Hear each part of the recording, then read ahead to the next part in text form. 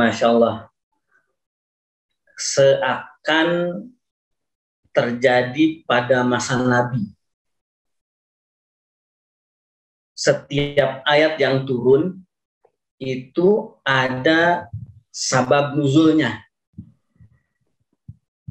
Pada malam hari ini rupanya sabab itu bukan hanya tentang nuzul atau turunnya Quran, tetapi juga sabab tadabbur. Sehingga hasil-hasil tadabbur itu bisa langsung dipraktekkan. Sebagaimana dahulu ayat itu bisa dipraktekkan langsung karena memang turun setelah sebelumnya ada sebab. Buya Profesor Mahmud Yunus menafsirkan za makrobah menunjukkan sifat dari yatim. Sehingga ada dua hak ketika bertemu dengan yatim yang sifatnya za makrobah. Pertama, hak sebagai yatim. Yang kedua, hak sebagai kerabat. Maka memberi makan kepada yang seperti ini pahalanya pun dua. Pertama, langsung pahala. Langsung ganti temanya sekarang. Menyantuni anak yatim. Dan yang kedua, menyambungkan kekerabatan, silaturahim. Maka yatiman za makrobah ini satu ayat tersendiri. Kalau kita melihat rangkaiannya, falaqtahamal 'aqabah wa ma adraka mal 'aqabah fakku raqabah aw it'amun fi yawmin dhi masqabah yatiman dha maqrabah aw miskinan dha matrabah. Itu satu rangkaian kalimat. Yatiman dha maqrabah. Yatiman merupakan maf'ul dari kata it'amun. It'amun artinya memberi makan. Kepada siapa memberi makan? Yatiman. Ini maf'ul atau objek dari kata it'amun. Biasanya satu rangkaian ini bisa saja dibuat satu ayat khusus. Artinya tidak dipotong-potong menjadi ayat-ayat pendek. Satu ayat panjang.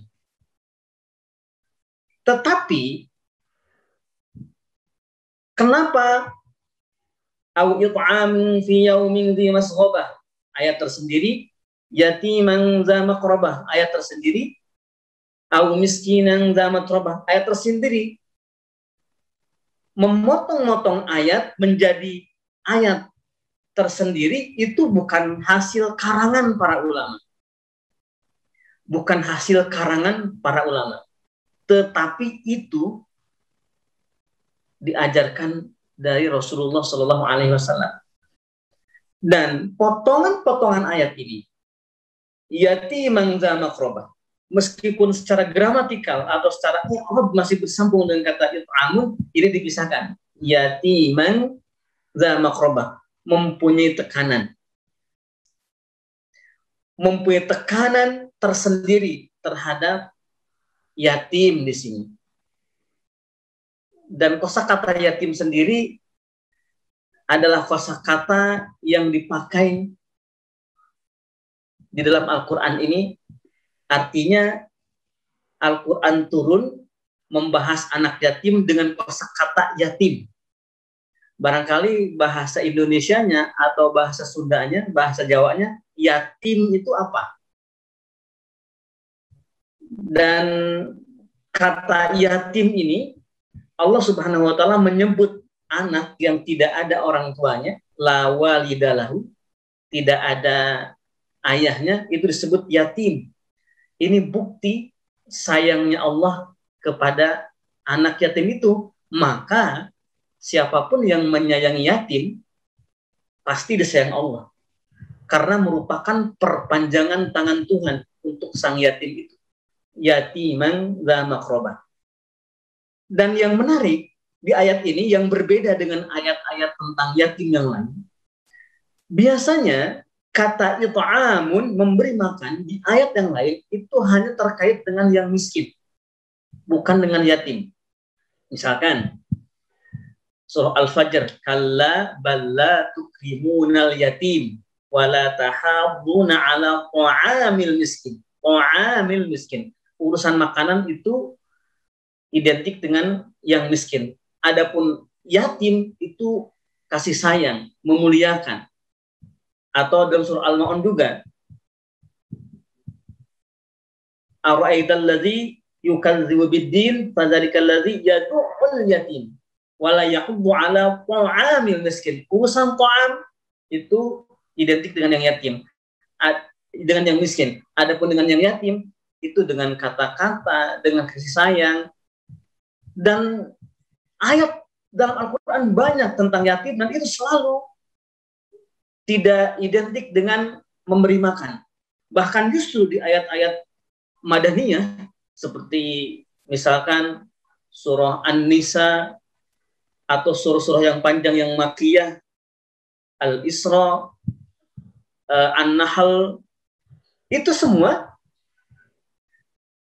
ketika berbicara yatim itu sebelum kata yatim ada kata mal. Wala taqrabu malal yatim. Malal yatim. Si yatim ini punya harta. Tetapi di ayat ini berbeda sendiri dibanding dengan ayat-ayat yang lain. Justru diksi it'am, memberi makan itu kepada yatim, menunjukkan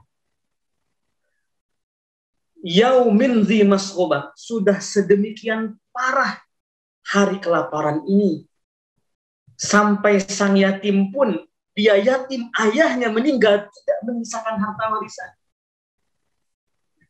Yatiman dza maqrabah. Saking susahnya saat itu. Yaumin dzi masghubah, sampai anak yatim ini ayahnya meninggal, tidak menyisakan harta warisan. Itu kelihatannya menunjukkan benar-benar hari ini hari tersusah. Dan orang yang bisa melakukan sesuatu untuk bisa mendaki jalan yang sulit ini di dunia, maka Allah mudahkan pendakian di akhirat nanti. Wallahu a'lam.